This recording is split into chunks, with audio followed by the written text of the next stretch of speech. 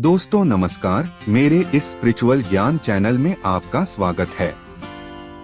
आज हम बात करेंगे गरुड़ पुराण के 8वें अध्याय के बारे में। गरुड़ जी ने कहा, हे ताक्ष, मनुष्यों के हित की दृष्टि से आपने बड़ी उत्तम बात पूछी है। धार्मिक मनुष्य के लिए करने योग्य जो कृत्य हैं, वह सब कुछ मैं तुम्हें कहता हूँ। पुण्यात्मा व्यक्ति वृद्धावस्था के प्राप्त होने पर अपने शरीर को व्याधिग्रस्त तथा ग्रहों की प्रतिकूलता को देखकर और प्राण वायु के नाद न सुनाई पड़ने पर अपने मरण का समय जानकर निर्भय हो जाए और आलस्य का परित्याग कर जाने अनजाने किए गए पापों के विनाश के लिए प्रायश्चित का आचरण करे। जब आतुरकाल उपस्थित हो जाए तो स्नान करके शालग्राम स्वरूप भगवान विष्णु की पूजा कराए। गंध, पुष्प, कुमकुम, तुलसी दल, धूप, दीप तथा बहुत से मोदक आदि नैवेद्यों को समर्पित करके भगवान की अर्चा करे और विप्रों को दक्षिणा देकर नैवेद्य का ही भोजन कराए तथा अष्टाक्षर ऊ नमो नारायणाय अथवा द्वादशाक्षर ऊ नमो भगवते वासुदेवाय मंत्र का जप करें। भगवान विष्णु और शिव के नाम का स्मरण करें और सुने। भगवान का नाम कानों से सुनाई पड़ने पर वह मनुष्य के पाप को नष्ट करता है। रोगी के समीप आकर बांधवों को शोक नहीं करना चाहिए, प्रत्युत मेरे पवित्र नाम का बार बार स्मरण करना चाहिए। विद्वान व्यक्ति को मत्स्य, कूर्म, वराह, नारसिंह, वामन, परशुराम, राम, कृष्ण, बुद्ध और कल्कि भगवान के ये 10 अवतार हैं। इन 10 नामों का सदा स्मरण कीर्तन करना चाहिए। जो व्यक्ति रोगी के समीप उपर्युक्त नामों का कीर्तन करते हैं, वे ही उसके सच्चे बांधव कहे गए हैं। कृष्ण यह मंगलमय नाम जिसकी वाणी से उच्चरित होता है, उसके करोड़ों महापातक तत्काल भस्म हो जाते हैं। मरणासन्न अवस्था में अपने पुत्र के बहाने से नारायण नाम लेकर अजामिल भी भगत धाम को प्राप्त हो गया, तो फिर जो श्रद्धा पूर्वक भगवान के नाम का उच्चारण करने वाले हैं, उनके विषय में क्या कहना। दूषित चित्तवृत्ति वाले व्यक्ति के द्वारा भी स्मरण किए जाने पर भगवान उसके समस्त पापों को नष्ट कर देते हैं। जैसे अनिच्छा पूर्वक भी स्पर्श करने पर अग्नि जलाता ही है। हे द्विज, वासना के सहित पापों का समूल विनाश करने की जितनी शक्ति भगवान नाम में है, पाप की मनुष्य उतना पाप करने में समर्थ ही नहीं है। यमदेव अपने किंकरों से कहते हैं, हे दूतों, हमारे पास नास्तिक जनों को ले आया करो। भगवान के नाम का स्मरण करने वाले मनुष्यों को मेरे पास मत लाया करो, क्योंकि मैं स्वयं अच्युत, केशव, राम, नारायण, कृष्ण, दामोदर, वासुदेव, हरि, श्रीधर, माधव, गोपिका वल्लभ, जानकी नायक रामचंद्र का भजन करता हूँ। हे दूतों, जो व्यक्ति हे कमलनयन, हे वासुदेव, हे विष्णु, हे धरणीधर, हे अच्युत, हे शंख चक्रपाणी, आप मेरे शरणदाता हो, सा कहते हैं, उन निष्पाप व्यक्तियों को तुम दूर से ही छोड़ देना। हे दूतों, जो निष्किंचन और रसज्ञ परमहंसों के द्वारा निरंतर आस्वादित भगवान मुकुंद के पादारविंदम करंदरस से विमुख हैं, अर्थात भगवत भक्ति से विमुख हैं और नरक के मूल गृहस्थी के प्रपंच में तृष्णा से बद्ध हैं, से असत पुरुषों को मेरे पास लाया करो। जिनकी जिह्वा भगवान के गुण और नाम का कीर्तन नहीं करती, चित्त भगवान के चरणाविंद का स्मरण नहीं करता, सिर एक बार भी भगवान को प्रणाम नहीं करता, से विष्णु के आराधना उपासना आदि कृत्यों से रहित असत पुरुषों को मेरे पास ले आओ। इसलिए हे पक्षींद्र, जगत में मंगल स्वरूप भगवान विष्णु का कीर्तन ही एकमात्र महान पापों के आत्यंतिक और कांतिक निवृत्ति का प्रायश्चित है, सा जानो। नारायण से पराडमुख रहने वाले व्यक्तियों के द्वारा किए गए प्रायश्चित्ताचरण भी दुर्बुद्धि प्राणी को उसी प्रकार पवित्र नहीं कर सकते, जैसे मदिरा से भरे घट को गंगा जी सदृश नदियाँ पवित्र नहीं कर सकती। भगवान कृष्ण के नाम स्मरण से पाप नष्ट हो जाने के कारण जीव नरक को नहीं देखते और स्वप्न में भी कभी यम तथा यमदूतों को नहीं देखते। जो व्यक्ति अंतकाल में नंदनंदन भगवान श्री कृष्ण के पीछे चलते हैं, सी गाय को ब्राह्मणों को दान देता है, वह मांस, हड्डी और रक्त से परिपूर्ण वैतरणी नदी में गिरता अथवा जो मृत्यु के समय में नंदनंदन इस प्रकार की वाणी का उच्चारण करता है, शरीर धारण नहीं करता अर्थात मुक्त हो जाता है, पापों के समूह को नष्ट करने वाले महाविष्णु के नाम का स्मरण करना चाहिए अथवा गीत या विष्णु सहस्त्र नाम का पठन अथवा श्रवण करना चाहिए। एकादशी का व्रत, गीता, गंगाजल, तुलसी दल, भगवान विष्णु का चरणामृत और नाम ये मरण काल में मुक्ति देने वाले हैं। इसके बाद घृत और सुवर्ण सहित अन्नदान का संकल्प करें। श्रोत्रिय द्विज वेद पाठी ब्राह्मण को सवत्सा गौ का दान करें। हे ताक्ष्य, जो मनुष्य अंतकाल में थोड़ा बहुत दान देता है और पुत्र उसका अनुमोदन करता है, वह दान अक्षय होता है। सत्पुत्र को चाहिए कि अंतकाल में सभी प्रकार का दान दिलाए। लोक में धर्मज्ञ पुरुष इसीलिए पुत्र के लिए प्रार्थना करते हैं। भूमि पर स्थित आधी आंखें मूंदे हुए पिता को देखकर पुत्रों को उनके द्वारा पूर्व संचित धन के विषय में तृष्णा नहीं करनी चाहिए। सत्पुत्र के द्वारा दिए गए दान से जब तक उसका पिता जीवित हो तब तक और फिर मृत्यु के अनंतर आतिवाहिक शरीर से भी परलोक के मार्ग में वह दुख नहीं प्राप्त करता। आतुर काल और ग्रहण काल, इन दोनों कालों में दिए गए दान का विशेष महत्व है। इसलिए तिल आदि अष्ट दान अवश्य देने चाहिए। तिल, लोहा, सोना, कपास, नमक, सप्तधान्य, धान, जौ, गेहूं, उड़द, काकुन या कंगुनी और चना, ये सप्तधान्य कहे जाते हैं। भूमि और गाय, इनमें से एक एक का दान भी पवित्र करने वाला है। यह अष्ट महादान महापातकों का नाश करने वाला है। अंतकाल में इसे देना चाहिए। इन दानों का जो उत्तम फल है उसे सुनो। 3 प्रकार के पवित्र तिल मेरे पसीने से उत्पन्न हुए हैं। असुर, दानव और दैत्य तिल दान से तृप्त होते हैं। श्वेत, कृष्ण तथा कपिल भूरे वर्ण के तिल का दान वाणी, मन और शरीर के द्वारा किए गए त्रिविध पापों को नष्ट कर देता है। लोहे का दान भूमि में हाथ रखकर देना चाहिए। सा करने से वह जीव यम सीमा को नहीं प्राप्त होता और यम मार्ग में नहीं जाता। पाप कर्म करने वाले व्यक्तियों का निग्रह करने के लिए यम के हाथ में कुल्हाड़ी, मूसल, दंड, तलवार तथा छुरी शस्त्र के रूप में रहते हैं। यमराज के आयुधों को संतुष्ट करने के लिए यह लोहे का दान कहा गया है। इसलिए यमलोक में सुख देने वाले लोहदान को करना चाहिए। उरण, श्यामसूत्र, शंडामर्क, उदुम्बर, शिशंबल नामक यम के महादूत लोहदान से सुख प्रदान करने वाले होते हैं। हे ताक्ष्य, परम गोपनीय और दानों में उत्तम दान को सुनो, जिसके देने से भूलोक, भुवरलोक, अंतरिक्ष और स्वर्गलोक के निवासी अर्थात मनुष्य, भूत प्रेत तथा देवगण संतुष्ट होते हैं। ब्रह्मा आदि देवता, ऋषिगण तथा धर्मराज के सभासद स्वर्णदान से संतुष्ट होकर वर प्रदान करने वाले होते हैं। इसलिए प्रेत के उद्धार के लिए स्वर्णदान करना चाहिए। हेता, स्वर्ण का दान देने से जीव यमलोक नहीं जाता, उसे स्वर्ग की प्राप्ति होती है। बहुत काल तक वह सत्यलोक में निवास करता है। तदंतर इस लोक में रूपवान, धार्मिक, वाक्पटु, श्रीमान और अतुल पराक्रमी राजा होता है। कपास का दान देने से यमदूतों से भय नहीं होता। लवण का दान से यम से भय नहीं होता। लोहा, नमक, कपास, तुल और स्वर्ण के दान से यमपुर के निवासी चित्रगुप्त आदि संतुष्ट होते हैं। सप्तधान्य प्रदान करने से धर्मराज और यमपुर के तीनों द्वारों पर रहने वाले अन्य द्वारपाल भी प्रसन्न हो जाते हैं।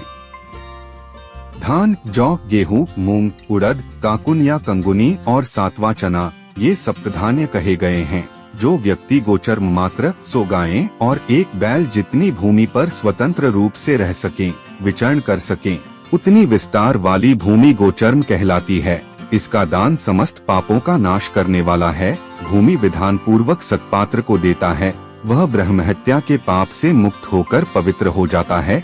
सा मुनीश्वरों ने देखा है, राज्य में किया हुआ अर्थात राज्य संचालन में राजा से होने वाला महापाप न व्रतों से, न तीर्थ सेवन से और न अन्य किसी दान से नष्ट होता है, अपितु वह तो केवल भूमि दान से ही विलीन होता है। जो व्यक्ति ब्राह्मण को धान्य पूर्ण पृथ्वी का दान करता है, वह देवताओं और असुरों से पूजित होकर इंद्रलोक में जाता है। हे गरुड़, अन्य दानों का फल अत्यल्प होता है, किंतु पृथ्वी दान का पुण्य दिन प्रतिदिन बढ़ता जाता है। भूमि का स्वामी होकर भी जो ब्राह्मण को भूमि नहीं देता, वह जन्मांतर में किसी ग्राम में एक कुटिया तक भी नहीं प्राप्त करता और जन्म जन्मांतर में अर्थात प्रत्येक जन्म में दरिद्र होता है। भूमि का स्वामी होने के अभिमान में जो भूमि का दान नहीं करता, वह तब तक नरक में निवास करता है जब तक शेष नाग पृथ्वी को धारण करते हैं। इसलिए भूमि के स्वामी को भूमि दान करना ही चाहिए। अन्य व्यक्तियों के लिए भूमि दान के स्थान पर मैंने गोदान का विधान किया है। इसके बाद अंतधेनु का दान करना चाहिए और रुद्रधेनु देनी चाहिए। तदंतर ऋणधेनु देकर मोक्षधेनु का दान करना चाहिए। हे खग, विशेष विधान पूर्वक वैतरणी धेनु का दान करना चाहिए। दान में दी गई गौएं मनुष्य को त्रिविध पापों से मुक्त करती हैं। बाल्यावस्था में, कुमारावस्था में, युवावस्था में, वृद्धावस्था में अथवा दूसरे जन्म में, रात में, प्रातः काल, मध्याह्न, अपराह्न और दोनों संध्या कालों में शरीर, मन और वाणी से जो पाप किए गए हैं, वे सभी पाप तपस्या और सदाचार से युक्त वेदविद ब्राह्मणों को उपस्कर युक्त दान सामग्री सहित सवत्सा और दूध देने वाली कपिला गौ के एक बार दान देने से नष्ट हो जाते हैं। दान में दी गई वह गौ अंतकाल में गोदान करने वाले व्यक्ति का संचित पापों से उद्धार कर देती है। स्वस्थ चित्तावस्था में दी गई एक गौ, आतुरावस्था में दी गई 100 गाय और मृत्यु काल में चित्त विवर्जित व्यक्ति के द्वारा दी गई 1000 गाय तथा मरणोत्तर काल में दी गई विधि पूर्वक 1,00,000 गाय के दान का फल बराबर ही होता है। यहाँ स्वस्थावस्था में गोदान करने का विशेष महत्व बतलाया गया है। तीर्थ में सत्पात्र को दी गई एक गाय का दान 1,00,000 गोदान के तुल्य होता है। सत्पात्र में दिया गया दान लक्ष गुना होता है। उस दान से दाता को अनंत फल प्राप्त होता है और दान लेने वाले पात्र को प्रतिग्रह दान लेने का दोष नहीं लगता। स्वाध्याय और होम करने वाला तथा दूसरे के द्वारा पकाए गए अन्न को न खाने वाला अर्थात स्वयंपाकी ब्राह्मण रत्नपूर्ण पृथ्वी का दान लेकर भी प्रतिग्रह दोष से लिप्त नहीं होता। विष और शीत को नष्ट करने वाले मंत्र और आग भी क्या दोष के भागी होते हैं। अपात्र को दी गई वह गाय दाता को नरक में ले जाती है और अपात्र प्रतिग्रहिता को 101 पीढ़ी के पुरुषों के सहित नरक में गिराती है। इसलिए अपने कल्याण की इच्छा करने वाले विद्वान व्यक्ति को अपात्र को दान नहीं देना चाहिए। एक गाय एक ही ब्राह्मण को देनी चाहिए। बहुत ब्राह्मणों को एक गाय कदापि नहीं देनी चाहिए। वह गौ यदि बेची या बांटी गई तो 7 पीढ़ी तक के पुरुषों को जला देती है। हे खगेश्वर, मैंने तुमसे पहले वैतरणी नदी के विषय में कहा था। उसे पार करने के उपायभूत गोदान के विषय में मैं तुमसे कहता हूँ। काले अथवा लाल रंग की गाय को सोने के सींग, चांदी के खुर और कांसे के पात्र की दोहनी के सहित 2 काले रंग के वस्त्रों से आच्छादित करें। उसके कंठ में घंटा बांधे, तब कपास के ऊपर वस्त्र सहित ताम्र पात्र को स्थापित करके वहां लोहदंड सहित सोने की यम मूर्ति भी स्थापित करें और कांसे के पात्र में घृत रखकर यह सब ताम्र पात्र के ऊपर रखें। ईख की नींव बनाकर उसे रेशमी सूत्र से बांधकर भूमि पर गड्ढा खोदे एवं उसमें जल भरकर वह ईख की नाव उसमें डाले। उसके समीप सूर्य की देह से उत्पन्न हुई धेनु को खड़ी करके शास्त्रीय विधि विधान के अनुसार उसके दान का संकल्प करें। ब्राह्मणों को अलंकार और वस्त्र का दान दे तथा गंध, पुष्प, अक्षत आदि से विधान पूर्वक गाय की पूजा करें। गाय की पूंछ को पकड़कर ईख की नाव पर पैर रखकर ब्राह्मण को आगे करके इस मंत्र को पढ़े। हे जगन्नाथ, हे शरणागत वत्सल, भवसागर में डूबे हुए शोक संताप की लहरों से दुख प्राप्त करते हुए जनों के आप ही रक्षक हैं। हे ब्राह्मण श्रेष्ठ, विष्णु रूप भूमिदेव, आप मेरा उद्धार कीजिए। मैंने दक्षिणा के सहित यह वैतरणी रूपिणी गाय आपको दी है। आपको नमस्कार है। मैं महाभयावह यम मार्ग में 100 योजन विस्तार वाली उस वैतरणी नदी को पार करने की इच्छा से आपको इस वैतरणी गाय का दान देता हूँ। आपको नमस्कार है। हे वैतरणी धेनु, हे देवेशी, यमद्वार के महामार्ग में वैतरणी नदी के पार कराने के लिए आप मेरी प्रतीक्षा करना। आपको नमस्कार है। मेरे आगे भी गौएं हो, मेरे पीछे भी गौएं हो, मेरे हृदय में भी गौएं हो और मैं गौओं के मध्य में निवास करूं। जो लक्ष्मी सभी प्राणियों में प्रतिष्ठित हैं तथा जो देवता में प्रतिष्ठित हैं, वे ही धेनुरूपा लक्ष्मी देवी मेरे पाप को नष्ट करें। इस प्रकार मंत्रों से भली भांति प्रार्थना करके हाथ जोड़कर गाय और यम की प्रदक्षिणा करके सब कुछ ब्राह्मण को प्रदान करें। हे खग, इस विधान से जो वैतरणी धेनु का दान करता है वह धर्म मार्ग से धर्मराज की सभा में जाता है। शरीर की स्वस्थावस्था में ही वैतरणी विषयक व्रत का आचरण कर लेना चाहिए और वैतरणी पार करने की इच्छा से विद्वान को वैतरणी गाय का दान करना चाहिए। एक हक वैतरणी गाय का दान करने से महामार्ग में वह नदी नहीं आती, इसलिए सर्वदा पुण्य काल में गोदान करना चाहिए। गंगा आदि सभी तीर्थों में, ब्राह्मणों के निवास स्थानों में, चंद्र और सूर्य ग्रहण काल में, संक्रांति में, अमावस्या तिथि में, उत्तरायण और दक्षिणायन, कर्क और मकर संक्रांति योग में, विषुव अर्थात मेष तथा तुला की संक्रांति में, व्यतिपात योग में, युगादि तिथियों में तथा अन्यान्य पुण्य कालों में उत्तम गोदान देना चाहिए। जब कभी भी श्रद्धा उत्पन्न हो जाए और जब भी दान के लिए सुपात्र प्राप्त हो जाए, वही समय दान के लिए पुण्य काल है, क्योंकि संपत्ति अस्थिर है, शरीर नश्वर है, संपत्ति सदा रहने वाली नहीं है और मृत्यु प्रतिक्षण निकट आती जा रही है। इसलिए धर्म का संचय करना चाहिए। अपनी धन संपत्ति के अनुसार किया गया दान अनंत फल वाला होता है। इसलिए अपने कल्याण की इच्छा रखने वाले व्यक्ति को विद्वान ब्राह्मण को दान देना चाहिए। अपने हाथ से अपने कल्याण के लिए दिया गया अल्प वित्त वाला वह दान भी अक्षय होता है और उसका फल भी तत्काल प्राप्त होता है। दान रूपी पाथेय को लेकर जीव परलोक के महामार्ग में सुखपूर्वक जाता है, अन्यथा दान रूपी पाथेय रहित प्राणी को यम मार्ग में क्लेश प्राप्त होता है। पृथ्वी पर मनुष्यों के द्वारा जो दान दिए जाते हैं, यमलोक के मार्ग वे सभी आगे आगे उपस्थित हो जाते हैं। महान पुण्य के प्रभाव से मनुष्य जन्म प्राप्त होता है। उस मनुष्य योनि को प्राप्त कर जो व्यक्ति धर्माचरण करता है, वह परमति को प्राप्त करता है।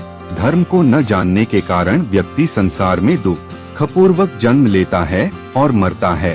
केवल धर्म के सेवन में ही मनुष्य जीवन की सफलता है। धन, पुत्र, पत्नी आदि बांधव और यह शरीर भी सब कुछ अनित्य है, इसलिए धर्माचरण करना चाहिए। जब तक मनुष्य जीता है तभी तक बंधु बांधव और पिता आदि का संबंध रहता है। मरने के अनंतर क्षण मात्र में संपूर्ण स्नेह संबंध निवृत्त हो जाता है। जीवितावस्था में अपनी आत्मा ही अपना बंधु है, सा बार बार विचार करना चाहिए। मरने के अनंतर कौन उसके उद्देश्य से दान देगा, सा जानकर अपने हाथ से ही सब कुछ दान देना चाहिए, क्योंकि जीवन अनित्य है। बाद में अर्थात उसकी मृत्यु के पश्चात कोई भी उसके लिए दान नहीं देगा। मृत शरीर को काठ और ढेले के समान पृथ्वी पर छोड़कर बंधु बांधव विमुख होकर लौट जाते हैं। केवल धर्म ही उसका अनुगमन करता है। धन संपत्ति घर में ही छूट जाती है। सभी बंधु बांधव श्मशान में छूट जाते हैं, किंतु प्राणी के द्वारा किया हुआ शुभाशुभ कर्म परलोक में उसके पीछे पीछे जाता है। शरीर आग से जल जाता है, किंतु किया हुआ कर्म साथ में रहता है। प्राणी जो कुछ पाप अथवा पुण्य करता है, उसका वह सर्वत्र भोग प्राप्त करता है। इस दुखपूर्ण संसार सागर में कोई भी किसी का बंधु नहीं है। प्राणी अपने कर्म संबंध से संसार में आता है और फल भोग से कर्म का क्षय होने पर पुण्य चला जाता है, अर्थात मृत्यु को प्राप्त हो जाता है। माता पिता, पुत्र, भाई, बंधु और पत्नी आदि का परस्पर मिलन प्याऊ पर एकत्र हुए जंतुओं के समान अथवा नदी में बहने वाले काष्ठ समूह के समान नितांत चंचल अर्थात अस्थिर है। किसके पुत्र, किसके पौत्र, किसकी भार्या और किसका धन, संसार में कोई किसी का नहीं है। इसलिए अपने हाथ से स्वयं दान देना चाहिए। जब तक धन अपने अधीन है तब तक ब्राह्मण को दान कर दें, क्योंकि धन दूसरे के अधीन हो जाने पर तो दान देने के लिए कहने का साहस भी नहीं होगा।